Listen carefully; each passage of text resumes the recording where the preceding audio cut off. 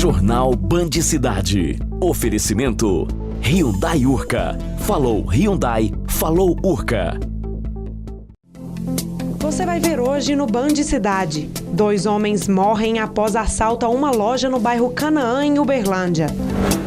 Começou o plantio de grãos da safra 2014 e 2015. A estimativa é de uma nova produção recorde. A Associação de Pequenos Produtores investe em plantações sem o uso de produtos químicos. No esporte, Cruzeiro e Atlético prontos para mais uma rodada do Brasileirão. Tudo isso e muito mais agora, no Band Cidade.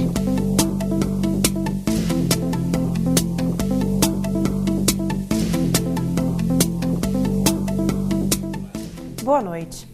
2 homens morreram após uma troca de tiros em uma loja de telefonia aqui em Uberlândia. O crime foi registrado pela polícia no início da tarde de hoje. Agora já são 123 mortes violentas na cidade este ano. Lucas Henrique da Silva, de 22 anos, e Vitor Hugo Martins da Fonseca, de 18, assaltaram uma loja de telefonia no bairro Canaã. Quando tentaram fugir do local, foram baleados. E um cidadão lá não identificado, interviu na ocorrência lá e efetuou após o roubo, interviu após o fato e efetuou diversos disparos de arma de fogo contra esses pessoal que estava fazendo o roubo lá na loja de celulares. Os 2 foram socorridos ainda com vida, mas não resistiram aos ferimentos. Socorrido ainda com vida, ambos socorridos ainda, e deu entrada lá com vida ainda no PSDA e veio a óbito posteriormente.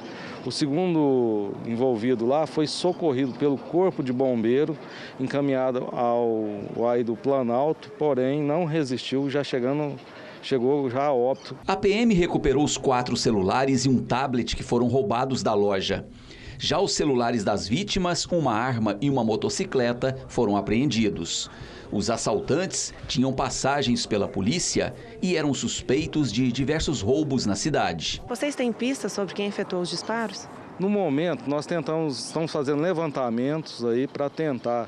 O pessoal lá, os populares, não nos passaram mais informações, só dava conta que era um cidadão sem maiores dados que efetuou o disparo e logo em seguida evadiu do local, não permanecendo lá.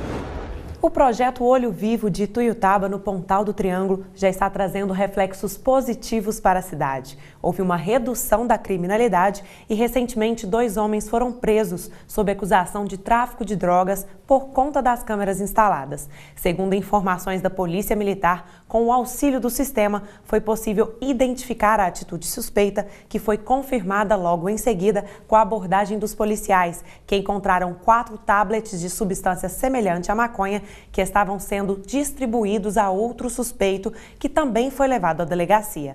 Outra ação que foi facilitada pelo projeto foi o furto de uma motocicleta. As câmeras de segurança ajudam a ação da PM na prisão e provas criminais. O Grupo de Habitação e Alimentação, pesquisado pelo Centro de Estudos e Pesquisas Econômicos Sociais da Universidade Federal de Uberlândia, apresentou alta no mês de setembro superior a 30% em relação a agosto. Apesar do aumento pelo 4º mês seguido, o valor da cesta básica está negativo. Nela são comparados os preços de 13 produtos. O CEPES divulgou o índice de preço ao consumidor para o mês de setembro. Qual é o valor da cesta básica? O valor da cesta básica para esse mês de setembro ficou em R$ 296,58. Nós tivemos pela 4ª vez uma negativação do valor da cesta. A que isso se deve? Na verdade, o que aconteceu com a cesta foi a diminuição de preço daqueles produtos que tinham sofrido uma grande variação nos meses anteriores. Então, há 4 meses, esses produtos vêm retornando ao seu valor original e isso tem feito com que o valor da cesta, que é um painel de alimentação especificamente, esses produtos são alimentares, fazem com que a cesta tenha tido essa variação negativa desses últimos meses. A carne teve elevação de 3,46%. Por outro lado, a batata apresentou a maior deflação, 14,36%. No acumulado do ano, a cesta básica pesquisada pelo CEPES está em 6,58%. Começou o plantio de grãos da safra 2014-2015 em algumas regiões do país. A estimativa é de uma nova produção recorde, mas que pode ser prejudicada também pelo clima adverso. Especialistas recomendam que o produtor fique atento às informações sobre o melhor período para semear as lavouras. A expectativa do setor é que a safra de grãos 2014-2015 atinja 200 milhões de toneladas, contra 196 milhões na temporada passada. Já o cultivo de soja, carro-chefe da produção, deve manter o ritmo de crescimento e aumentar 9% em relação ao ciclo anterior, segundo a consultoria Safras e Mercado. Para se ter ideia do avanço em produtividade do grão no país, na década de 80 o Brasil produzia 12 milhões de toneladas em 8 milhões de hectares. Hoje a estimativa para a soja é de 95 milhões de toneladas em 31 milhões de hectares. Ou seja, enquanto a produção aumentou 8 vezes, a área plantada cresceu apenas 4 vezes. A área aumentou 3,5 vezes e a produtividade aumentou quase que 8 vezes. Então isso mostra que o produtor ele está cada vez mais eficiente, usando tecnologias adequadas, o melhoramento genético, inclusive, dos cultivares ajuda muito isso.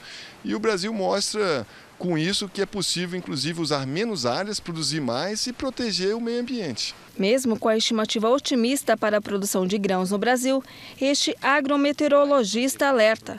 Antes de iniciar o plantio, o produtor tem que ficar atento ao clima, que pode variar de acordo com cada região do país. Como as chuvas só vão regularizar a partir da segunda quinzena de outubro, então esses próximos 30 dias serão com chuvas muito irregulares, onde o produtor vai ter que ficar muito atento às previsões meteorológicas para ver se ele vai poder ou não colocar a sua semente no chão. Já no sul, a situação é o contrário. Os produtores terão dificuldades devido às chuvas recorrentes para esse início de plantio.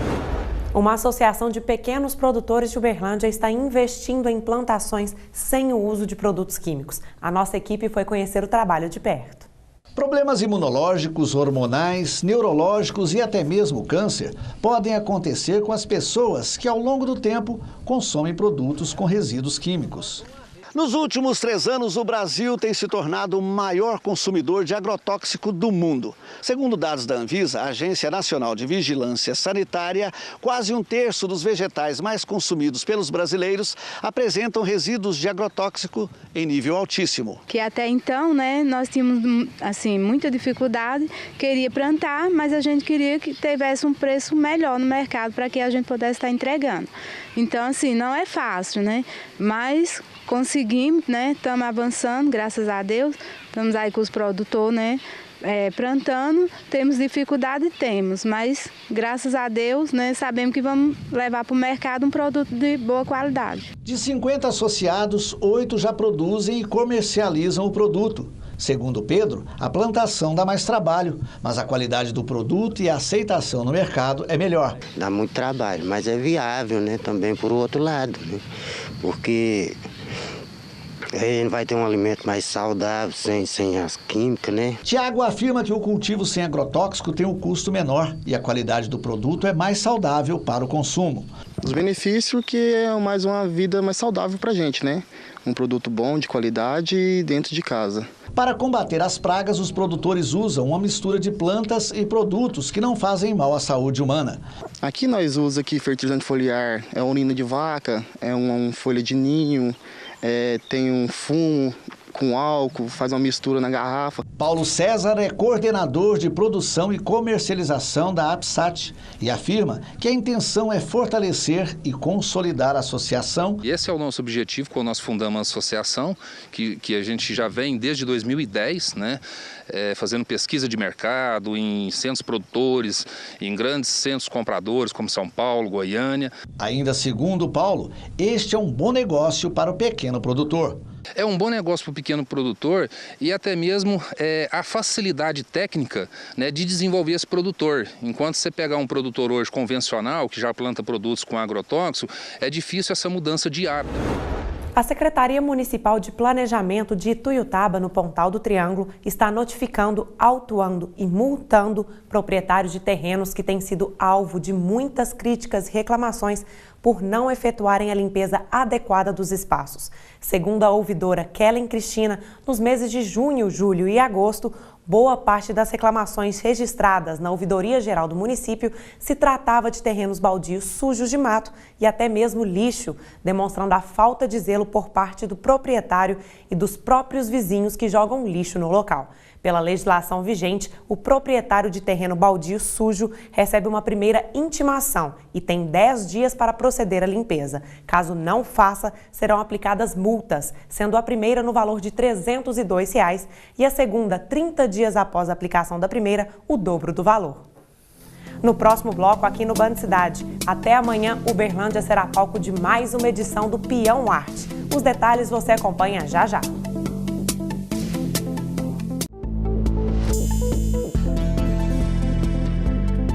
No último quadro sobre eleições 2014, antes da votação de domingo, vamos responder mais uma dúvida comum entre os eleitores: como justificar o voto sem o título? Veja a resposta.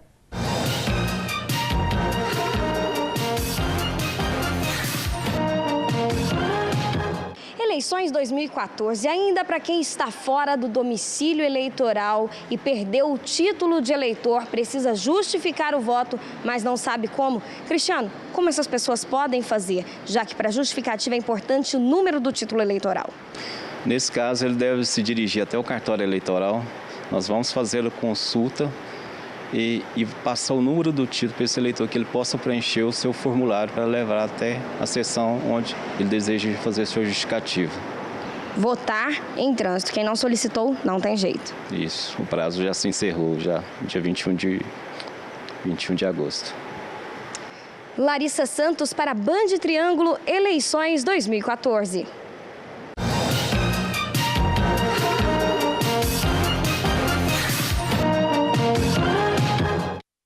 E ainda sobre as eleições, na cidade de Uberaba, a polícia teve treinamento específico. Gabriela, qual o objetivo? Boa noite. Boa noite, Natália. A proposta é evitar os incidentes no dia das eleições. Para isso, policiais militares de Uberaba receberam instruções com relação ao trabalho que será feito no domingo. 5 cidades da área de cobertura das 4 zonas eleitorais contarão com reforço policial. A chamada geral aconteceu no auditório da 5ª Região Integrada de Segurança Pública. Cerca de 230 policiais militares foram divididos em 2 turmas para receberem todas as instruções relativas ao trabalho que será realizado neste domingo durante todo o período de eleição. Desde o transporte das urnas aos locais de votação até a apuração, encerrando os trabalhos em Uberaba. A preocupação da unidade é de estar qualificando os policiais, porque a eleição ocorre a cada 2 anos e a gente precisa reavivar conhecimentos. Então, esse momento é o momento em que a gente reúne os militares que estão sendo empregados na eleição, que são todos. Isso já foi feito na data de ontem e está sendo feito hoje para os que não puderam comparecer ontem. Capitão Neyton explicou ainda que o policial militar que estiver trabalhando no local de votação poderá atuar em 2 situações, sendo convocado pelos mesários ou se deparar com alguma situação de crime eleitoral. Nós temos várias questões. Somos solicitados, quando se diz respeito à questão dentro da zona eleitoral, tem lá o que a gente chama de polícia eleitoral, que seria lá o pessoal envolvido com a questão eleitoral, presidente de mesa principalmente, e o juiz eleitoral. Mas tem as questões de que ele percebe, vê e identifica situações de crimes eleitorais, aí ele deve atuar. Ao todo, são 707 urnas que serão distribuídas em 94 seções das 4 zonas eleitorais que compreendem os municípios de Uberaba, Água Comprida, Delta, Veríssimo e Campo Florido. Até amanhã, Uberlândia será palco de mais uma edição do Peão Arte. A proposta é divulgar a arte teatral e a dança. Acompanhe na reportagem de Diogo Machado. Até o dia 4 de outubro acontece em Uberlândia o primeiro Peão de Arte. Quem vai nos dar detalhes é o Ronan Vaz, que é um dos organizadores. Ronan, o que consiste o Peão de Arte aqui?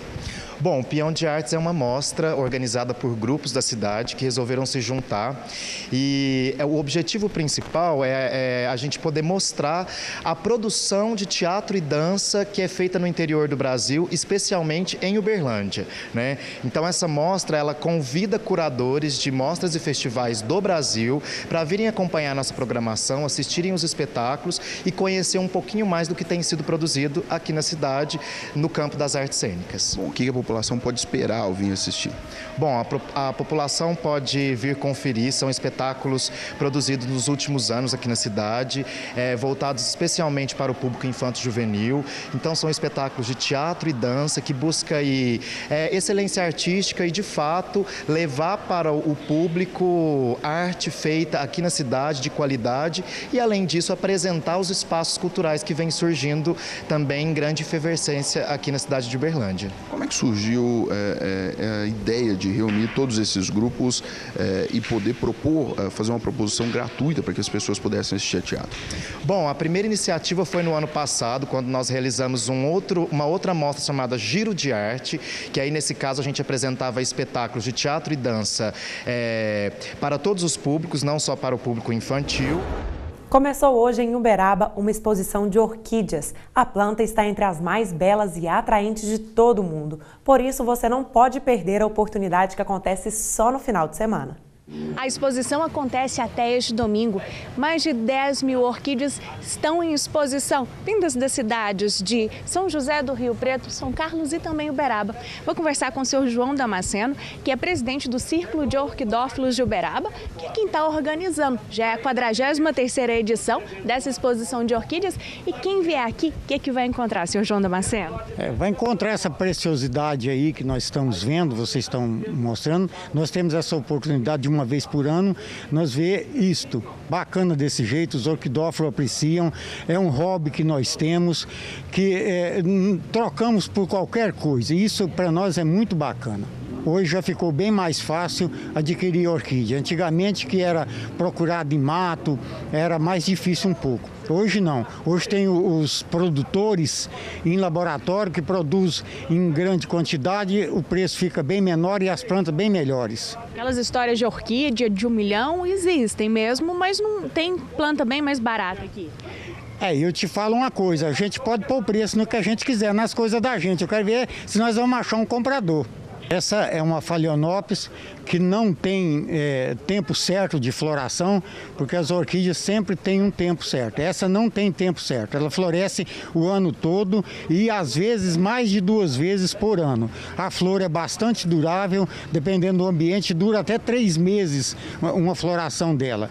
E é a das mais baratas também. Já essa de cá do lado esquerdo é o contrário dessa daqui, essa de cá já gosta de sol. Gosta de sol, tem tempo certo, floresce nessa época agora, você vai ver ela florida o ano que vem novamente. Obrigado pelas informações, a exposição de orquídeas fica aqui bem em frente ao shopping. Daqui a pouco no Band Cidade vamos falar de esporte. Cruzeiro e Atlético prontos para mais uma rodada do Brasileirão. Eu volto já já.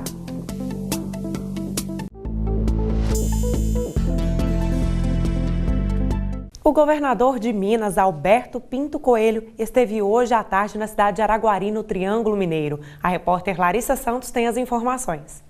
O governador Alberto Pinto Coelho desembarcou no aeroporto Santos Dumont, em Araguari, por volta das 4 horas da tarde. Recebido com honras militares, ele cumprimentou autoridades e seguiu para a estação de tratamento de esgoto, que está em obras, onde concedeu entrevista coletiva. Estou resgatando um compromisso, viria aqui no dia do aniversário da cidade, infelizmente não pude vir.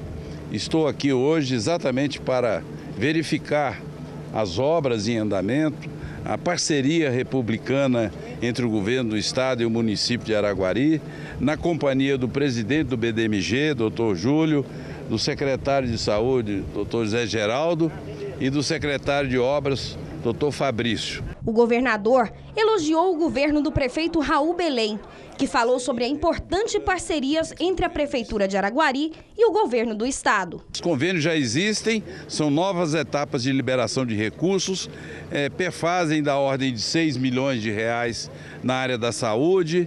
Temos aí também na área do BDMG mais outras operações com financiamentos subsidiados, né, que naturalmente comportam os municípios poder fazer essas operações da ordem de 17 milhões de reais. Depois de visitar algumas obras na cidade de Araguari, o governador Alberto Pinto Coelho anunciou o investimento de 4,6 milhões de reais na área da saúde na cidade. Hoje Araguari é uma das cidades que proporcionalmente tem o maior número de recursos investidos do governo estadual na nossa cidade, em todas as áreas, na saúde, na educação, na infraestrutura, e essas obras mudaram a realidade da cidade, o cotidiano da cidade. Questionado sobre investimentos para outras cidades da região, o governador afirmou ter preocupação com todos os municípios mineiros. Quero aqui reafirmar, né, que o Estado tem esses convênios celebrados com todos os municípios.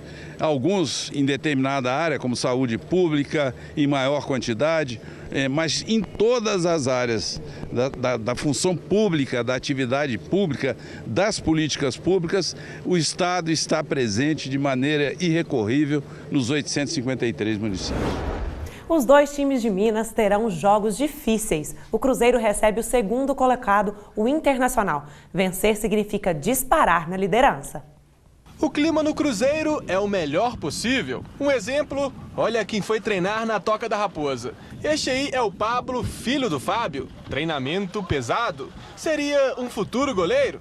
Bem, descontração de lado, o clima que predomina, na verdade, é de concentração total. Esta concentração toda tem motivo. A partida contra o Colorado é encarada como uma decisão aqui na Toca da Raposa. Basta olhar os números. O Cruzeiro é líder com 53 pontos, 6 a mais que o Inter, o segundo colocado. Se vencer o jogo, a Raposa abre uma vantagem de 9 pontos. Se perder, essa distância diminui para apenas 3 pontos. E aquela folguinha na tabela fica para trás. Se ganharmos, abriremos 9 pontos. E são 3 jogos que eles têm que buscar, né? Sabemos que é um jogo muito difícil, então temos que estar atento desde o primeiro minuto. Everton Ribeiro foi poupado na última quarta-feira contra o ABC pela Copa do Brasil.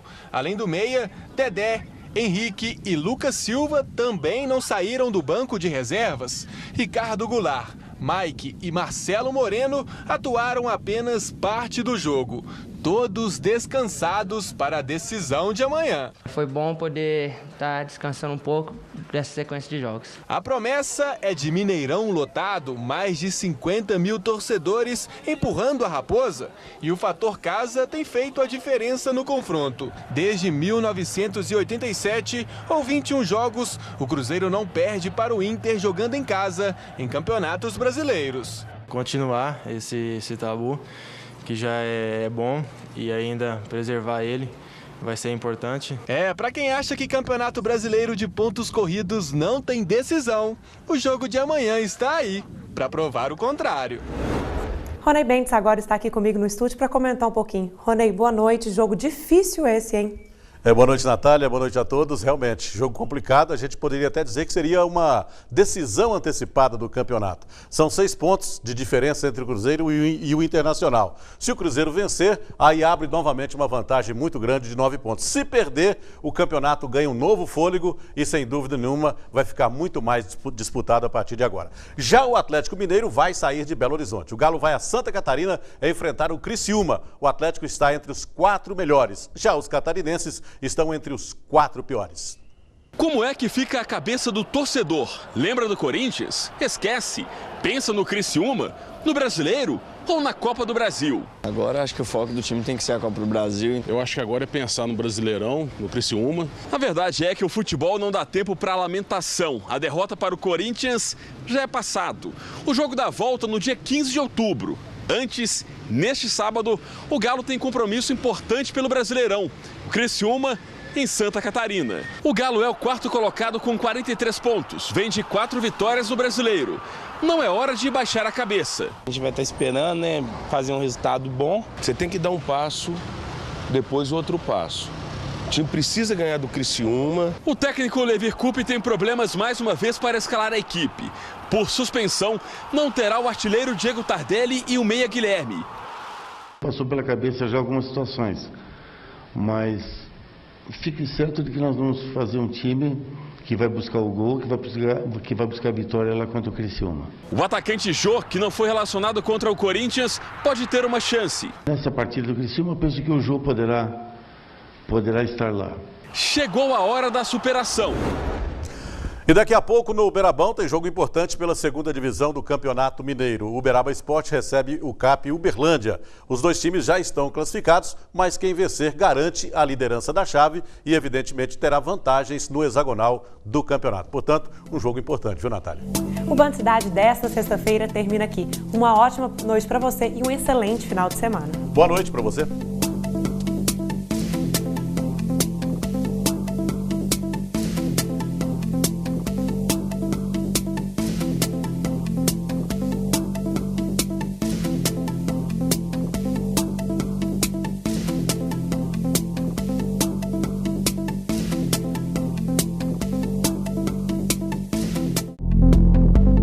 Jornal Band Cidade. Oferecimento Hyundai Urca. Falou Hyundai, falou Urca.